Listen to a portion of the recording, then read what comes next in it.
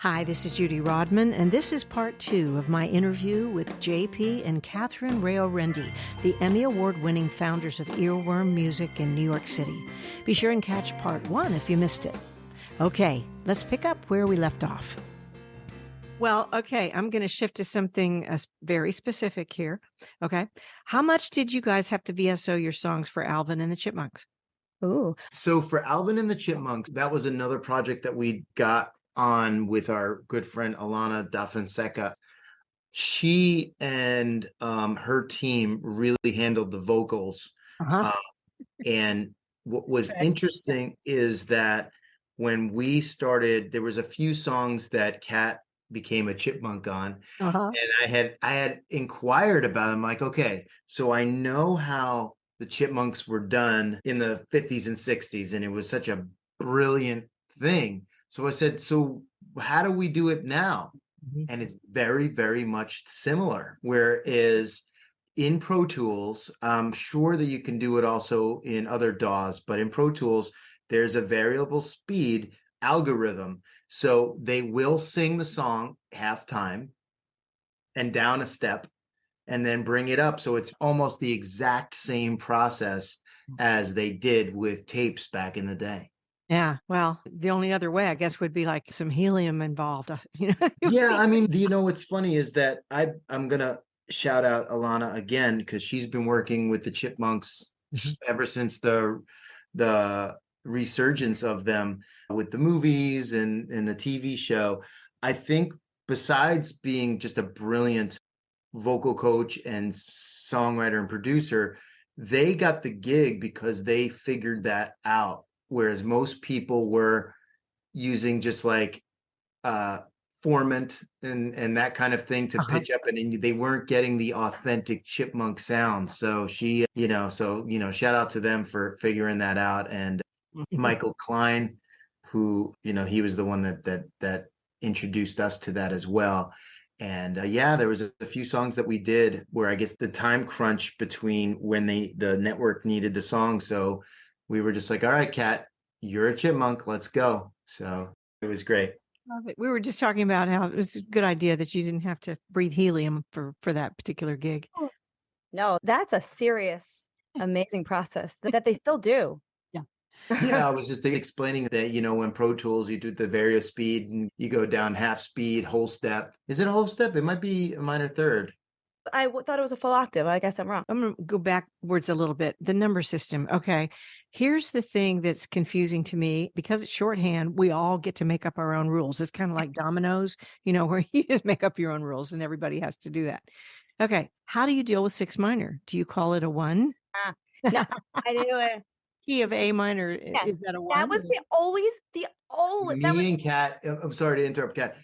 Actually, we butt heads on that, not in any sort of aggressive way, but I always call it a 6. And she's like, well, if it's hard the to 1 minor, but for me, it's always a 6, no matter what. Even if the key happens to be in A minor, technically, to me, it's still starting on the 6 and we're in the key of C. Also, like, how do you deal with long transitions to key changes too? Like, you just don't. You put the three letters MOD. That's a good idea. Like, here, because like we did a song the other day that if we notated it, it was like we were going from the key. We did a transition because the chorus was in C, then the verse was in B, because it's just the way that it worked out. But we needed to get back to C. I got to remember all the chords. I mean, there was like 4 different chords to get you back. Right. Not because it needed to be, though. It's just that's the way that the melody felt like it needed to go. Yeah. And so I don't know. I'm embarrassed to say that if it felt like a major key, like even in a minor song, right? It's not going to be sad minor called sad minor. This is like such a nerdy way to say it. Not a nerdy. It's such like a uneducated way to say it, but whatever. If it's sad minor, then the 6 is the 1. But even within the song, if you're going to be like, if it's going to change into a major sounding minor, with a lot of like 6 4 1 6 4 5 1, if you're going to do that, then I'm going to count the 1 as the 1. Yeah.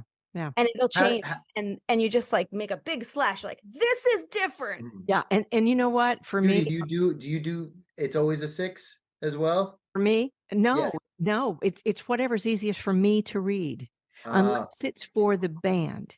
In that case, I'll probably write the 6 minor Right. because that's everybody's going to understand it. But it's according to who I'm writing the chart for. that's But so interesting because I'm more of an instrumentalist because I'm not a yeah, singer. So so therefore, you're to going to me, write the it's 6 always a minor. 6. I Right, got yeah. it. Yeah. But if it gets too complicated, like with the musical that I'm writing, I'm writing unusual chord progressions and transitions and all kinds of stuff for that we can do. It's all great fun to do that. When it gets too complicated like that, and I find some black music too is unbelievably complicated and brilliant. The tapestry is brilliant. It's real complicated, but you don't realize it's complicated when you're listening to it until you try to dissect it. So what I do when it gets too complicated is get the chords out, and I just write a chord chart with letters, a letter Yeah, chord chart. Yeah, that's where it runs into like, who is this really for? Because right. if it's a set key, then that's fine. And for me as a singer whose tuning is Oh yeah, irrespective of chords or notes, I'm fine. tune it chromatically anyway, I right? Most sing of the time. wherever, right? And so maybe having better perfect pitch now, I would be closer to wanting to have the pitches. But for like JP, who plays guitar and horns and this and that, like you would be like, well, what's even the point, right? Like, and that's my question to you is like, when you're writing Nashville numbers for Nashville musicians, who most of them are fixed pitch instrument, why do it? Because well, number one, it's faster. There are a lot of incredible Nashville pickers that you would not know that this was true, but they don't know how to read manuscript. Oh, okay, Yeah. that makes more sense then. And it's like this town has grown up with just play by ear. Yeah. Mm. So I know there's an arranger who hates numbers that I Mhm. know is a very dear friend of mine named Ron Oates. Mm. He's worked with Gladys Knight and all kinds of people, and he's your arranger, and for non-pitched instruments as well, and all of the horns and the strings and everything. Dolly's used him, and he likes to write it out. But the problem is some of the session players he wants to call, who are unbelievably good, can't read it. Yeah. Mm. And the other reason is that when you're doing a lot of sessions, but back in the day when they were back to back, a lot of times they'll play a work tape at the beginning of the session, and all the musicians will write the numbers down. Yeah. Yes. No time for manuscript. So, And and if you want to change keys, if in the middle, always that's a little bit high for the singer to sing, well, just drop it, and yeah. no problem with, yeah. And Nashville, the reason, assumably, so correct me if I'm wrong, the reason that it came to be in Nashville is because Nashville is famous for its country music and tends to be on the folky side of songwriting, which is like, sit at a guitar and you write the music. Yeah. Versus a place that is like New Orleans, like wouldn't have that because they are more jazz based. And when you're Right. doing like anything else, like you're changing those keys, you're in that murky water between like Right. modulations. And not that Nashville is simple, but its beauty can be in its simplicity. Yeah, and rock music would be the same, Yeah. and a lot of R&B music even, although some of it's real complicated. But that's the way Nashville used to be, evolved. There's the 3 chords and the truth kind of thing. That was actually real. But it is now unbelievably diverse as far as the music that comes out of here. So are the musicians. But there's another thing about this one. Is it 1 or is it 6 minor? I like roots, like real roots kind of music, almost Celtic kind of, or Appalachian, as well as the other things. I love all kinds of music, but a lot of songs I write, I'll tell the musicians no thirds, no thirds. Okay. In fact, Why? I've got a mandolin that I play, and I play it 1-5-1-5. It's played G D G D. I mean, it's tuned G D G D. Oh, And I just got it. capo it for changing the key. Got it. And so it sounds very different than the mandolin that's tuned like a violin. Yeah. Mhm. JP I does a stopped. lot of I fun stopped things doing that. Actually, it was a buddy of mine from Nashville that was like, Dude, why would you do that? So we tuned it in fourths like a guitar, and I can play a lot of the same fingerings. Yeah. And he's like, don't do that to yourself, man. Just, because again, in Nashville, when I've been there to produce, it's all about efficiency. And let me tell you, the musicianship in Nashville, there's nothing like it. It's the most amazing It really thing. is. Yeah. And Kat, similarly to what you were talking about when you're coaching singers, will they just come up with stuff? I mean, when you have a whole band, it's like you have 7 other co-producers that are like, Exactly. hey, let me try this. And you're like, oh my God, that bass line just made this song, Yeah. and it's fantastic. It's the best.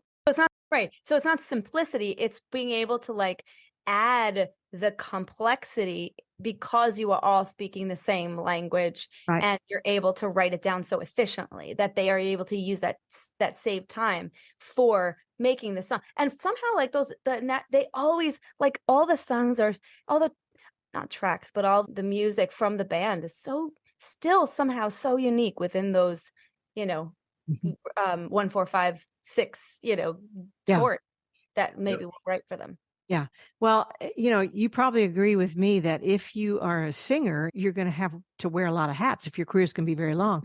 So the best thing to do is almost like the triple threat, like, well, I can sing and I can act and I can dance. I think singers need to know, if at all possible, also how to read manuscript and how to do head charts where they can just sing a third over this. Okay. Or a fifth, make that note a flat 7, make that note a sharp 4, or whatever it is, and you can do it. Or write half charts. These are like when you're on the session, and maybe you can tell a singer to sing the fifth, sing a part over the melody or something, and then but in this section, this is exactly what I want, and then you write numbers. Like I'll write a trio of numbers 1, 3, 5, 7, 2, 5, whatever it is, and I'll write that, and the singers need to be able to read it. So it's like read head charts, read manuscript, or be able to just make it up in your head and be able to do anything that you need to do for the session you're called for. Absolutely. Or And the same the goes session for we're at. the backup vocal like area. You need to be able to sing. You need to be able to dance a little bit, and you need to be able to do those things on the fly, because not manuscript per se, but need to be able to pull those thirds. I was doing a show. I don't know about dance. Like you could just do these. Oh, you do. You do. I was trying to figure out what song it was while you were speaking, because we were singing back up for Gloria Gaynor. Oh, and yeah. he was originally going to do, and it was for like a Madison Square Garden concert where they were like, literally, I used to do the Miracle on 34th Street concerts from WKTU, which was like the dance station, but they would always KTU. yeah, they would always, David Gest, who was marrying Liza Minnelli at the time that I knew him, he just loved older music. And we, by the way, sang back up at their wedding, and we sang with all those artists, like the Doobie Brothers were singing, like all the wedding songs that you would imagine would be at a wedding in the year 2003 were all the artists, because they all knew him and they all sang them. But anyway, we were doing a Gloria Gaynor, we were going to do I Will Survive. And at the last minute, the day she just decided she wanted to do, I think it was, hold on, I got to look up my Google. It was either I Am What I Am, or I think it was that. It was, yeah, it was I Am What I Am. And again, I don't remember the song because I'm not thinking, but I know I am what I am, So we all had to, first of all, because there were 3 women and 2 men. And so we were in the middle of like rehearsing for something that we had the music for, whatever, but we had to listen to the song on the spot. And we had 5 hours between the learning it and singing it, and also singing for 20 other different artists. And we had to write and there's like a little bit of ego involved, but we had to decide who's singing soprano, right? Yeah. And who's singing alto and who's singing second soprano.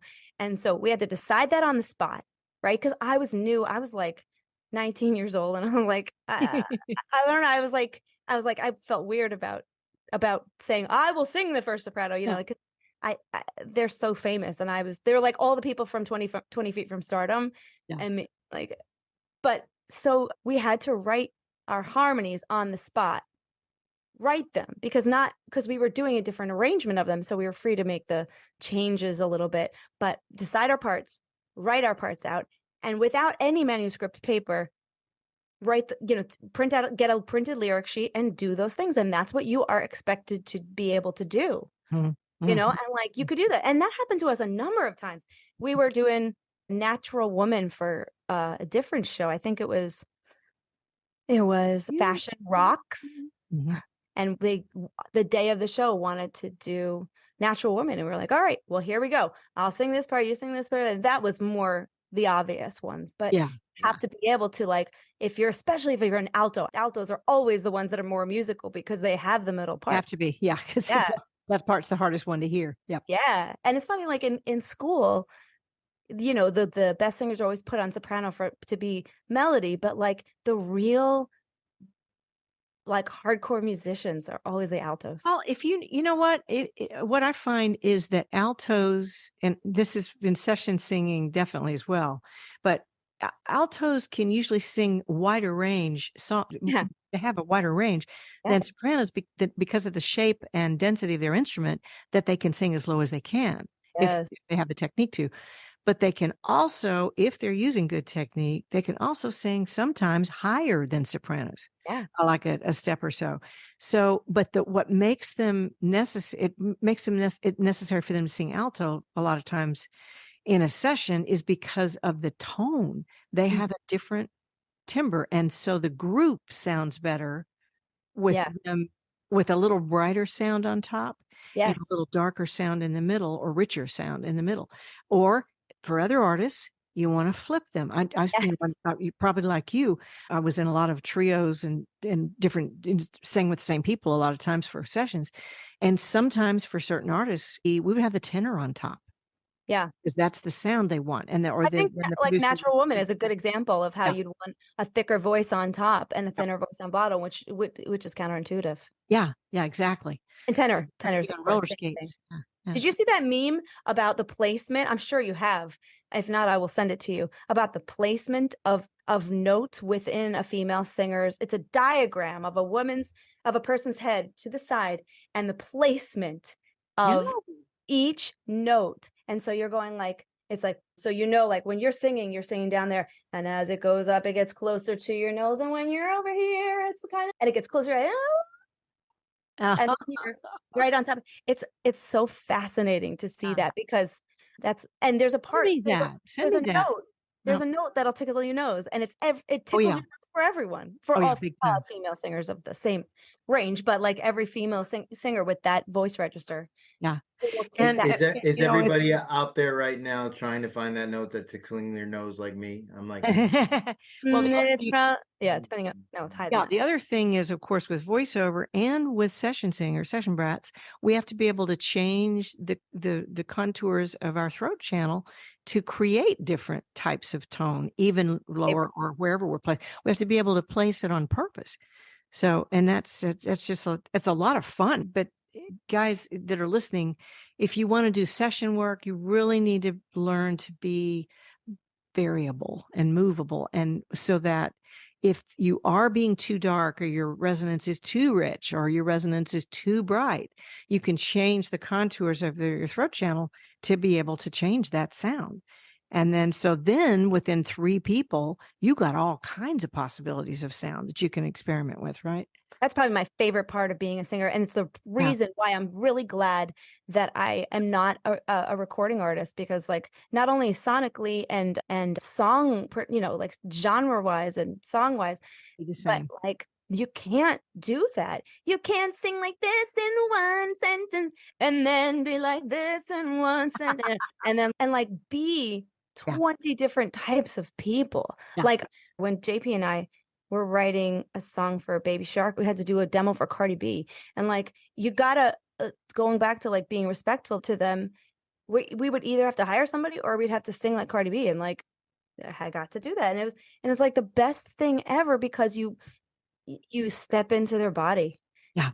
And like the most respectful way possible, get to sing like them. And like Jingles, same thing with Jingles. You can be 20 people in one day. So cool. The hardest thing, I think, for me, one of the hardest things in my career was singing with Dolly, because my rhythmic, I think people have favorite rhythms. There's just naturally, like some people are more R&B, some people are more bluegrassy. You know, some people have a faster feel for vibrato. And if you get a tempo too slow, they can't sustain it.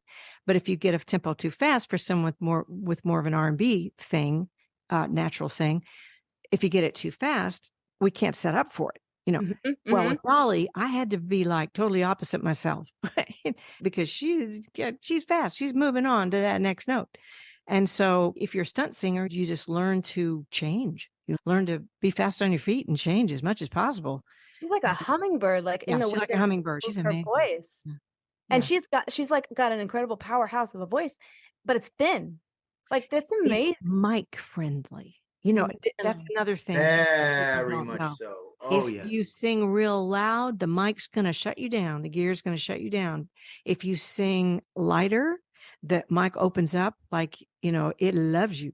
I noticed that at when I was an artist, I was doing a master, and I could not get my voice sounding as rich as I knew I was singing. And it coming back over, it just kept disappearing into the band.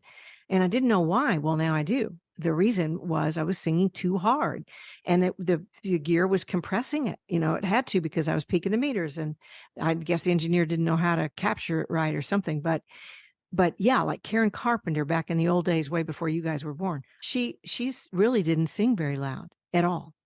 But her resonance, the mic picked it up and magnified it for days. And the same thing with a lot of singers that you might be surprised about. So it's working the mic. It's another reason classical singers have problems with mic singing, because they're too loud and it shuts them down. It's hard to capture what they're doing, you know. Martina's like that, you know, she's really able to work the mic fantastically. Well, and like there's a lot. I'm sorry, I just want to say that, like, that's profound, by the way, for me. Like that's gonna go deep for a very long time.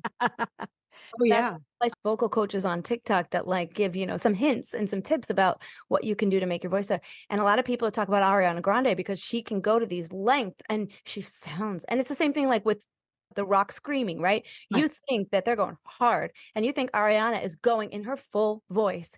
And I was not able to get her notes, and I was like, what's going on? Like I thought I could. I thought I just like, but then somebody on TikTok was like, no, you gotta, you almost have to use your like, and it makes sense knowing it now, but like you use your mixed voice, but it doesn't sound like that because it's a record. I don't know. I've never heard her sing live, but like I call it pulling instead of pushing. Yeah. And different coaches call it a different thing, but you discover it, and you're, you know, when in the posture. Yeah, you pull this way, so you're almost singing out the back top of your head. My old vocal coach used to say like this. He said, you pretend that you have like a string and you pull that string because you don't want to reach for a note. Right. And you don't want to. I used to think, because he taught me, you sit down on the note for every note. But what I realized with her is that like you have to. Yes. He always said this posture. And so sometimes that does mean like reaching a little bit. Yeah, for me, it's pulling back, like if face was a square, pulling back in a couple of inches like that, like I'm going. I didn't know that. Oh, yeah. And that instantly expands the throat channel, which gives you more resonance instantly. So, and it also is the absolute cure for vocal strain. Yes. And so, you know, it's a magic trick. It's smoke and mirrors. It really is. Celine Dion, when she goes up for a high belt, she's like, you know. I don't think the singers are meant for it to sound like smoke and mirrors either. I think they just, I don't know. I mean, I'm going to make it for smoke and mirrors, but like, I think that's just like, that's how they get up there. Yeah. And it's a nice tone. And you're right. Like sometimes it's not, I think I broke my other mic. This is JP's mic. JP just ordered a new mic because I think I might've messed up the diaphragm. Yeah. Actually, you know, what's interesting, you know, Judy, seriously, like, you're giving us pearls today, right? Awesome. Gold for sure. Awesome. There's been many songs that we've done, and we wanted a gritty tone. And Kat, I think you might have blown that diaphragm out on that other mic for sure. Because we kept what was interesting is that, you know, because Kat records her own vocals, and we use the universal audio. Like, she's got a Apollo Twin, I have you know, it's interesting is that if we were to do this interview 5 years ago, I would tell you about my Neves and my LA2A compressors. Still And have the Neves and LA2A. I don't have any console. gear anymore. The universal audio stuff is fantastic. Yeah. Anyway, so she kept on saying, Jay, it sounds distorted. And I'm like, all right. So I would come in there and I would mess around with her preamp settings and the compressor. I'm like, it's impossible to sound distorted. We're not even and you busted God, that. so You busted excited. that diaphragm. Yeah. Yeah. Judy, when you sing, you're on an SM7B right now. Uh-huh. Do you record vocals on that as well, or I do background vocals that end up on records. Yeah. And you use a I cloud, don't mix what it. is it called? A cloud lifter? Yeah, I do. Got a cloud Yeah. lifter. Yeah, And okay, got it. Because it sounds fantastic. Yeah, it does. thank you. Great. Well, I didn't know. I mean, when the pandemic started, I stopped my studio work, and it was like cutting off an arm for me because, I didn't want to be an engineer and I didn't have all I had was like the old cassette players, and my phone voice memo thing. But anyway, somebody told me, like, get this, an engineer that I trusted, and I got it, and I had to learn how to use it because it was a pandemic and I couldn't have anybody come in here. And I did, and didn't know until I actually did it. I had to learn what I was looking at with the form. And now I know how to do MIDI files for my piano and all kinds of stuff like that, and I never wanted to do that before, but it's become so incredibly useful. And I can send files from this little, I mean, I used to use as an artist, I wanted a C-12, okay?